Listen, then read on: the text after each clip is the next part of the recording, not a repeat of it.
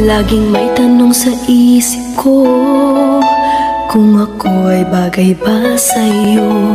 Bakit ganun lagi kang alaala ko?